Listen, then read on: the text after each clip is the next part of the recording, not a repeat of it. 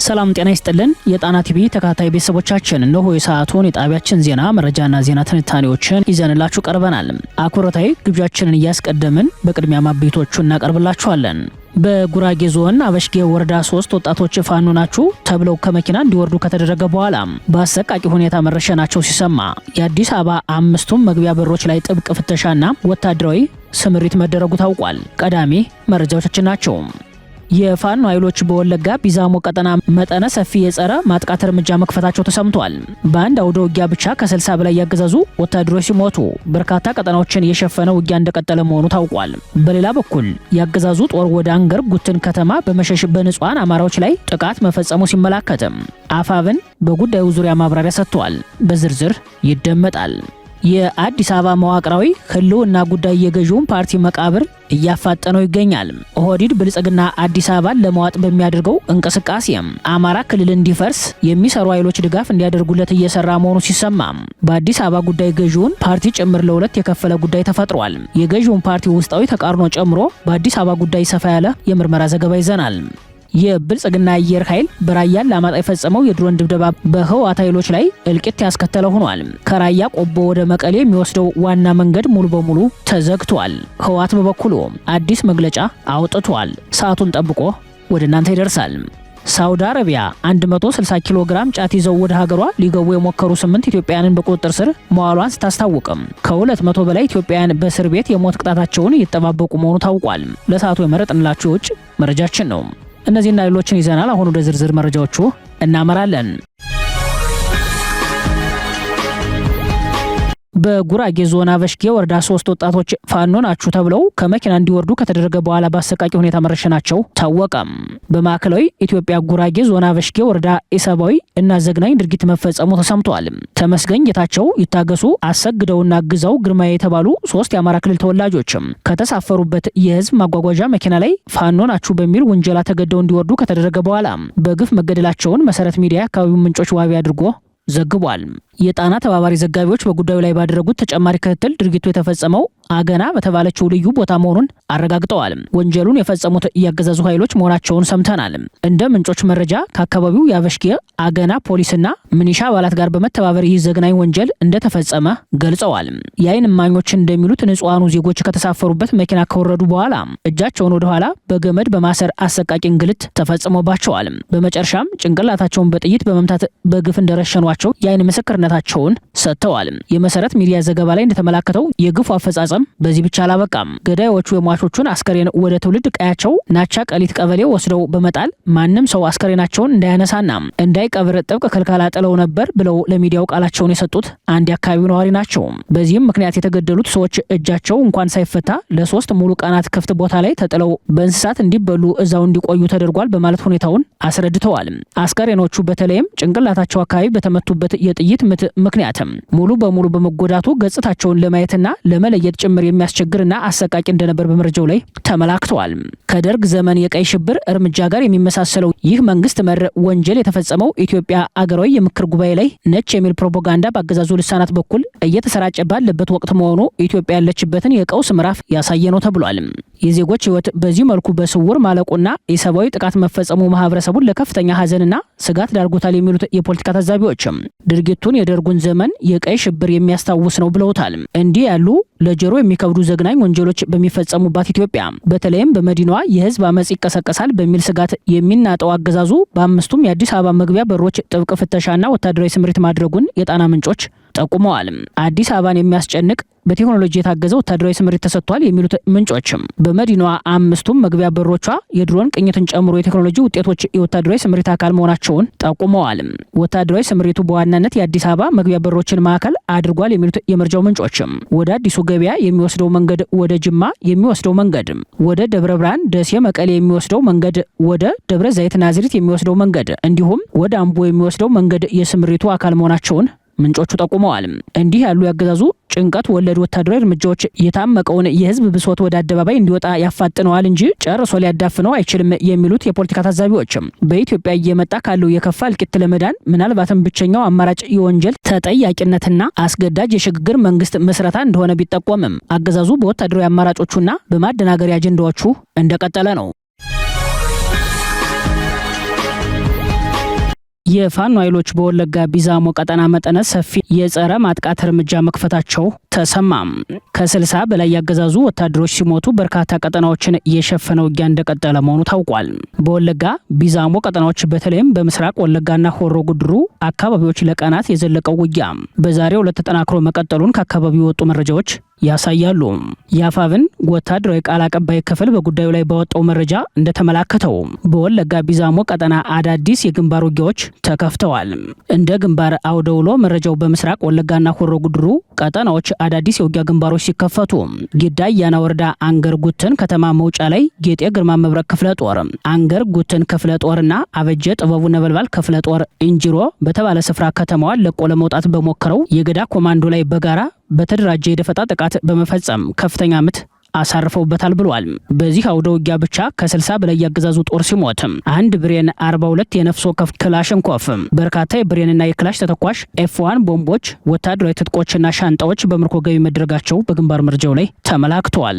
በተመሳሳይ የውጊያ መረጃ አቢ ደንጎሮ ወረዳ ሎምጫ ቀበሌ ላይ በታፈረ አለሙ ሳተናው ክፍለ ጦርና በጽና ክፍለ ጦር በተወሰደ የተቀናጀ እርምጃ አካባቢውን ሙሉ በሙሉ ለመቆጣጠር የተቻለ ሲሆን የተረፈው የጠላት ኃይል ወደ ደንጎሮ ከተማ ለመሸሽ መገደዱን የፋኖ ምንጮች ገልጸዋል።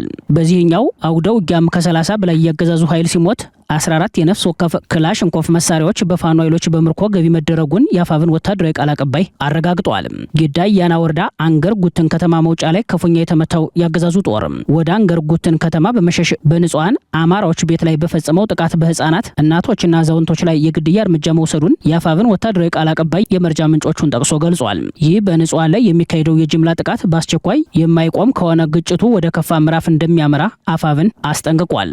የብልጽግናው አገዛዝ ፋኖ ኃይሎች ከፍተኛ ምት በደረሰበት ቁጥር በወለጋ ቢዛሞ በሚኖሩ ንጹሃን አማራዎች ላይ ጥቃት መሰንዘሩ የተለመደ የጦር ወንጀሉ ሲሆን ከዚህ ቀደም መጠነ ሰፊ በሚል ደረጃ የአየር ድብደባ በንጹሃን መንደሮች ላይ መፈጸሙ ይታወሳል።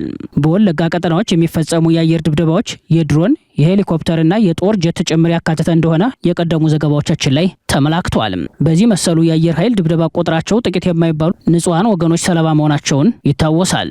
የፋኖ ምንጮች እንደሚሉት በወለጋ በተለይም ምስራቅ ወለጋ ሆሮ ጉድሮ ዞኖች በርካታ ነጻ ቀጠናዎችን ፈጥረው ህዝብ እያስተዳደሩ ሲሆን አገዛዙ በእግረኛና በመካናይዝድ ጦሩ ያልቻለውን ቀጠና በአየር ኃይሉ በኩል ለማጥቃት በከፈተው መጠነ ሰፊ ድብደባ በነጻ ቀጠናዎቹ ሰላማዊ ህይወት የሚኖሩ ንጹሃን የጥቃቱ ሰለባ ሆነዋል። በተለይም በምስራቅ ወለጋ ዞን ኪረሙ ወረዳ መጠነ ሰፊ የተባለ የአየር ድብደባ ሲፈጸም መነሻ ቦታው ነቀምት የሚገኘው የኩምሳ ወረዳ አየር ማረፊያ እንደሆነ መረጃዎች ያሳያሉ። ባጀን፣ ወፍጭን፣ መርጋ ጅሬኛ በተባሉ የኪረሙ ወረዳ አካባቢዎች ተከታታይ የአየር ድብደባ ሲፈጸም መቆየቱ አይዘነጋም። ኦህዴድ ብልጽግና አዲስ አበባን ለመዋጥ በሚያደርገው እንቅስቃሴ አማራ ክልል እንዲፈርስ የሚሰሩ ኃይሎች ድጋፍ እንዲያደርጉለት እየሰራ መሆኑ ተሰማም። ኦህዴድ ብልጽግና በበላይነት እየመራው የሚገኘው የምክክር ጉባኤ የተባለው ስብስብ በአዲስ አበባ ጉዳይ ገዢውን ፓርቲ ጭምር ለሁለት የከፈለ ጉዳይ ሆኖ ቀጥሏል። ባለፈው ሳምንት የምክክሩ ተሳታፊዎች መድረኩን ረግጠው የወጡበት የአዲስ አበባ ጉዳይ ዛሬም የገዢውን ፓርቲ ውስጣዊ ተቃርኖ አጉልቶታል። ጉባኤው በ25ኛ ቀን ውሎ በስራ ቡድን ደረጃ የቀረቡ ምክረ ሀሳቦች ላይ መመካከር ጀምሯል የሚሉት ምንጮችም ባለፈው ሐሙስ ሐምሌ 30 ቀን 2018 ዓ.ም ለስራ ቡድን ጉባኤዎችም የቀረቡ የስልታዊ ቡድን ምክረ ሀሳቦችን እንዲያደራጁ ኃላፊነት የተሰጣቸው አጠናቃሪ ቡድኖችም በ7 የስራ ቡድኖች ያጠናቀሩትን ምክረ ሀሳብ ያቀረቡ ሲሆን የፌዴራል ከተሞች ጉዳይን በአጀንዳነት በያዘው ቡድን ግን የተጠናከረ ምክረ ሀሳብ ለተመካካሪዎች ሳይቀርብ ቀርቷል። ይህም ኦህዴድ ብልጽግና በአዲስ አበባ ጉዳይ ስልታዊ ያቀራረብ ለውጥ ለማድረግ ከመወሰኑ ጋር የተያያዘ ነው ተብሏል። በአዲስ አበባ ከተማ ህጋዊ አቋም ዙሪያ የቀረቡ ምክረ ሀሳቦች በተመካካሪዎች ላይ ልዩነት የፈጠሩ ሆነው ቆይተዋል የሚሉት የመረጃው ምንጮችም ኦህዴድ ከተማዋን በብቸኝነት ለጠቅልል ከሚለው ሀሳብ አፈግፍጎ የፌዴራል ከተማ ትሆን ወደሚለው ሀሳብ የመጣ ቢመስልም ማሰሪያ ህግ ለመፍጠር አዲስ ሴራ መሸረቡን ምንጮች ያስረዳሉ። ምንጮች እንደሚሉት አዲስ አበባ የፌዴራል ከተማ ትሆን በሚለው ምክረ ሀሳብ ዙሪያ ስምምነት ላይ ቢደረስም ከተማዋ በተጨማሪነት የኦሮሚያ ክልል ዋና ከተማና መቀመጫ ትሆን በሚል የተነሳው ኦህዴዳዊ ፍላጎት በራሱ በገዢው ፓርቲ ውስጥ የሀሳብ ልዩነት አምጥቷል። የውሳኔ ሀሳቡ በስብሰባ አዳራሽ ውስጥና ከአዳራሽ ውጭ ውጥረት እንዲሰፍን ማድረጉን ምንጮች አክለዋል። ኦህዴድ በአዲሱ ሴራው ይዞት የመጣው ሀሳብ አዲስ አበባን በተዘዋዋሪ የኦሮሚያ ክልል ይዞታ ለማድረግ ያለመ ነው የሚል ሀሳብ የሚያነሱ የገዢው ፓርቲ አባላት ጭምር ምክረ ሀሳቡን እንደማይቀበሉት አቋማቸውን በመግለጽ ላይ ናቸው ተብሏል። በሁለቱ ስልታዊ ቡድኖች የተዘጋጁ ምክረ ሀሳቦችን አደራጅተው እንዲያቀርቡ ኃላፊነት የተሰጣቸው 30 ተመካካሪዎችም አዲስ አበባ የኦሮሚያ ክልል ዋና ከተማና መቀመጫ ትሁን በሚለው ጉዳይ ስምምነት ላይ መድረስ ባለመቻላቸው ምክንያትም የአጀንዳውን ምክረ ሀሳብ አጠናቅረው ለስራ ቡድኑ ጉባኤ ማቅረብ አለመቻላቸውን ዋዜማ ምንጮቹን ጠቅሶ ዘግቧል። ሌሎች የስራ ቡድኖች ቅዳሜ ነሐሴ 2 ቀን ተጠናቅረው በቀረቡ ምክረ ሀሳቦች ዙሪያ ምክክር ቢያደርጉም የፌዴራል ከተሞች ጉዳይን እየመከረበት የሚገኘው የስራ ቡድን 7 ግን ምክክር ሳያደርግ ለሰኞ ነሐሴ 4 ቀን ቀጠሮ በመያዝ ቢበተንም ዛሬ ሰኞ ነሐሴ 4 ቀን በጉዳዩ ላይ የወጣ የተለየ መረጃ ለመኖሩ ተመላክቷል። የቡድኑን ምክረ ሀሳብ እንዲያጠናቅሩ ኃላፊነት የተሰጣቸው 30ዎቹ የአጠናቃሪ ቡድን አባላትም የሚያደርጉትን ምክክር እንዲቀጥሉ ቢወሰንም ኦህዴድ ብልጽግና በጎን አዲስ አበባ የኦሮሚያ ዋና ከተማ ትሆን የሚለው ምክረ ሀሳብ የተቃወሙ የአማራ፣ የደቡብ፣ የሲዳማ፣ የሶማሌ፣ የአፋር ብልጽግና ፓርቲ አባላቱን በማስፈራራት ላይ ይገኛል ተብሏል። በማዕከል ደረጃ ያሉ የፓርቲው ከፍተኛ አመራሮች አዲስ አበባ የኦሮሚያ ክልል ዋና ከተማና መቀመጫ መሆኗ በህገ መንግስቱ ይካተት የሚለው ምክረ ሀሳብ ተቀባይነት እንዲያገኝ ግፊት ማድረግ መጀመራቸውን የሚናገሩት ምንጮች ይህንን ምክረ ሀሳብ ለሚቃወሙ የፓርቲው አባላት ከፓርቲው አቋም ውጭ እየተንቀሳቀሳችሁ ነው የሚል የማስጠንቀቂያ መልእክት እንደደረሳቸው ገልጸዋል። ይህ ጫናና ማስፈራሪያ በከፍተኛ አመራሮች ደረጃ የሚመራ በብልጽግናው አለቃ አብይ አህመድ አቅጣጫ ሰጭነትም በእነ ሽመልስ አብዲሳ ክትትል የሚመራ መሆኑ ተመላክቷል።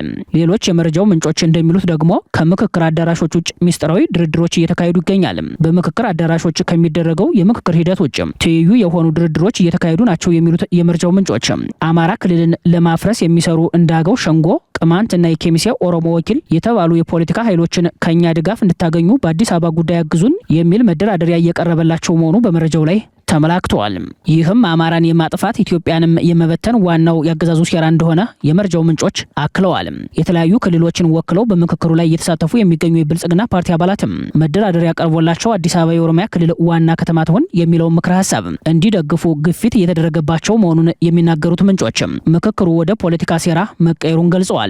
ሀገራዊ የምክክር ኮሚሽን የምክክር ሂደቱን በአግባቡ መምራት አልቻለም የሚሉት ድምጾች መበራከታቸውን የጠቆሙት ምንጮች በአዲስ አበባ ጉዳይ ሙያዊ አስተያየት እንዲሰጡ የተመደቡ የምሁራን ፓናል አባላትና አወያዮች በኦህዴድ ብልጽግና ፓርቲ በኩል እንዳቋም የተያዙ ሀሳቦችን በተመካካሪዎች ላይ ለመጫን ሞክረዋል የሚል ቅሬታ መቅረቡን አረጋግጠዋል። ኮሚሽኑ ሙያዊ ኃላፊነታቸውን በአግባቡ ያልተወጡና በቂ ሙያዊ ክህሎት ሳይኖራቸው በምሁራን ፓናል ውስጥ የተካተቱ ግለሰቦች ላይ እርምጃ አለመውሰዱም ጥያቄ አስነስቶበታል። ይህም በፕሮፌሰር መስፍን አርአያ የሚመራው የምክክር ኮሚሽኑ ሙሉ የኦህዴድ ብልጽግና ተልዕኮ አስፈጻሚ ሆኗል የተባለው። ከዚህ ቅሬታ ባሻገር ተመካካሪዎች አዲስ አበባ የኦሮሚያ ክልል ዋና ከተማ ትሆን የሚለው ምክረ ሀሳብ እንዲቀበሉ ግፊት እያደረጉ የሚገኙ ኮሚሽነሮች መኖራቸውም በመረጃው ላይ ተመላክቷል። ይህ የኮሚሽነሮች ተግባር ቅሬታ የፈጠረባቸው የፖለቲካ ፓርቲዎች፣ የሲቪክ ማህበራት ተሳታፊዎች ምክክሩን ረግጠው ሊወጡ እንደሚችሉ አሊያም ውሳኔውን ባለመቀበል ለሁለት ሊከፈል እንደሚችሉ ምንጮች ጠቁመዋል። በምክክሩ እንደ አማራጭ የቀረቡ ምክረ ሀሳቦች በድምጽ ብልጫ ውሳኔ ቢያገኙ እንኳን ዘላቂ መፍትሄ መሆን የሚችሉ አይደለም የሚሉ አስተያየቶች መበራከታቸውን የገለጡልን ምንጮች የአዲስ አበባ ጉዳይ የገዢው ፓርቲ ውስጣዊ ተቃርኖ ከፍ እንዳደረገው ተቃርኖም ወደ ውስጣዊ ግጭት እንደሚያመራ አመልክተዋል። ውስጣዊ ግጭት ሳይቀሰቀስ እንኳ ህዝብ ለሚያደርገው የተደራጀ ትግል ትልቅ የቁጣ መቀስቀሻ ግብዓት ይሆናል ብለዋል። የብልጽግና አየር ኃይል በራያ አላማጣ የፈጸመው የድሮን ድብደባ በህወሓት ኃይሎች ላይ እልቂት ያስከተለ ሆኗል። ህወሓት በበኩሉ አዲስ መግለጫ አውጥቷል። የብልጽግናው አየር ኃይል ዛሬ ነሐሴ 4 ቀን 2018 ዓ.ም ከጠዋቱ 2 ሰዓት አካባቢ በራያ አላማጣ ወረዳ በመረዋ ንዑስ ወረዳ 4 ዙር የድሮን ድብደባ መፈጸሙን ከአካባቢው ምንጮች ሰምተናል። እንደ አካባቢው ምንጮች መረጃ የድሮን ጥቃቱ በ4 ዙር የተፈጸመ ሲሆን ኢላማ የነበሩት ቦታዎች የሚከተሉት ናቸው። አንደኛው ኢላማ በመረዋ ሁለተኛ ደረጃና አንደኛ ደረጃ ትምህርት ቤት በተሰበሰቡ ታጣቂዎች ላይ የተፈጸመ ሲሆን ሁለተኛው የአየር ድብደባ ኢላማ ደግሞ በችግኝ ጣቢያው አካባቢ በተሰበሰቡ ታጣቂዎች ላይ እንደሆነ ገልጸዋል። በሶስተኛ ደረጃ የተፈጸመው ጥቃት ከቤተ ክርስቲያን አለፍ ብሎ ባለው ዋርካ ስር በተሰበሰቡ ታጣቂዎች ላይ የተፈጸመ መሆኑን የአካባቢው ምንጮች ገልጸዋል። የድሮን ድብደባው የተፈጸመው አርሚ 26 ኮር 3 ላይ ነው የሚሉት ሌሎች የወታደራዊ መረጃ ምንጮች በበኩላቸው የአርሚው የሞርተር አባላት ሙሉ በሙሉ ማለቃቸውን ይገልጻሉ። የብልጽግና የማህበራዊ ሚዲያ ፕሮፓጋንዲስቶች ስኬታማ ጥቃት ፈጽመናል ሲሉ ቢሰሙም በጥቃቱ ዙሪያ ህወሓት የሰጠው ምንም አይነት ማብራሪያ የለም። ይልቁንም አንድ ቀበሌና ትምህርት ቤት ግቢ ውስጥ ተሰብስበው የነበሩና ለጥቃት ሲዘጋጁ የነበሩ ናቸው የተባሉ የአርሚ 26 ኮር 3 ሀየሎም ክፍለ ጦር የህወሓት ታጣቂዎች ላይ ያነጣጠረው የድሮን ድብደባ በ4 ዙር ጥቃት መፈጸሙን ገለልተኛ የመረጃ ምንጮች ሲያረጋግጡ የጉዳት መጠኑን የከፋ ከማለት ውጭ ሰብአዊ ኪሳራውን በቁጥር አልገለጹም። የአርሚ 26 ዋና አዛዥ የሆኑት ኮሎኔል ሀጎስ ገብረ በአሁኑ ሰዓት በምን ሁኔታ ላይ እንደሚገኙ የታወቀ ነገር ባይኖርም በጥቃቱ አመራሮች ጭምር ሳይሞቱ እንዳልቀረ ተመላክቷል። ይህ የድሮን ድብደባ የተፈጸመው ህወሓት ለልዩ ተልዕኮ ይጠቀምበት በነበረው ታጣቂ ኃይሉ ላይ በመሆኑ ጉዳቱን የከፋ ሊያደርገው እንደሚችል ተመላክቷል። በተለይም የአሁኑ የብልጽግናው አለቃ አማካሪ ሚኒስተር የሆኑት ጌታቸው ረዳ የትግራይ ጊዜያዊ ፕሬዝዳንት በነበሩበት ወቅት አርሚው የነ ደብረጽዮን ልዩ ተልዕኮ ተቀብሎ ይፈጽም እንደነበር መረጃዎች ያሳያሉ። ቢሮ መስበር፣ ማህተም መቀማትና የጌታቸው ረዳ ደጋፊዎች ናቸው የተባሉ ሰዎችን በማፈንና ወታደራዊ እርምጃ በመውሰድ ክስ ይቀርብበት የነበረው ይህ አርሚ ጌታቸው ወደ አዲስ አበባ ከኮበለሉ በኋላም የአርሚ 26 አባላት ራያ ውስጥ በመግባት የጌታቸው ረዳን አንጃ ይደግፋሉ ያሏቸውን በማፈን እርምጃ ይወስዱ እንደነበር በወታደራዊ መረጃው ላይ ተመላክቷል። ይህን መረጃ ተከትሎ የጌታቸው ረዳ ቡድን በሰጠው መረጃ የብልጽግና አየር ኃይል በአርሚ 26 ላይ ድብደባ ሳይፈጽም አልቀረም የሚሉ መላምቶች በመውጣት ላይ ናቸው። ዛሬ ነሐሴ 4 ቀን የተፈጸመው ይህ የድሮን ድብደባ በራያ ግንባር ያለውን ወታደራዊ ውጥረት ከፍ አድርጎታል የሚሉት የአካባቢው ምንጮች ከሰዓት በኋላ ከወደ መቀሌ በህወሓት አዲስ መግለጫ መውጣቱን ገልጸዋል። በወቅታዊ ጉዳዮች ላይ ያተኩራል የተባለው የህወሓት መግለጫ በትግርኛ ቋንቋ የተዘጋጀ ሲሆን ከታሪካዊ ስህተት ለማገገም እድል በሚል ጥሪ እንደቀረበ ተመላክቷል። የትግራይን ህዝብ የማጥፋት እቅዱን ለማሳካት በትግራይ ውስጥ ጥቂት ካድሬዎችን በመመልመል የትግራይን አቅም ለማደናቀፍ እየሰራ ነው ሲል ብልጽግናን የሚከሰው የህወሓት መግለጫ እነዚህ ካድሬዎች የጠላትን ተልዕኮ በመውሰድ የትግራይን ጥቅም አሳልፎ ለመስጠት ብሔራዊ ክህደት ፈጽመዋል ይላል። ይህ ብቻ ሳይሆን በትግራይ ህዝብና ሉዓላዊነት ላይ የታጠቀ ቡድን እስከ ማደራጀት ድረስ ታሪካዊ ክህደት ፈጽመዋል ሲል እነ ጌታቸው ረዳንና ጀነራል ጻድቃን ገብረትንሳኤን ወንጅሏል። መግለጫው የትግራይ ሰላም ኃይሎች ለተባለው ታጣቂ ቡድን በድጋሚ የቀረበ ጥሪ እንደሆነ ተመላክቷል። ሳውዲ አረቢያ 160 ኪሎ ግራም ጫት ይዘው ወደ ሀገሯ ሊገቡ የሞከሩ 8 ኢትዮጵያውያንን በቁጥጥር ስር መዋሏን አስታወቀችም። ከ200 በላይ ኢትዮጵያውያን በእስር ቤት የሞት ቅጣትን እየተጠባበቁ መሆኑም ታውቋል።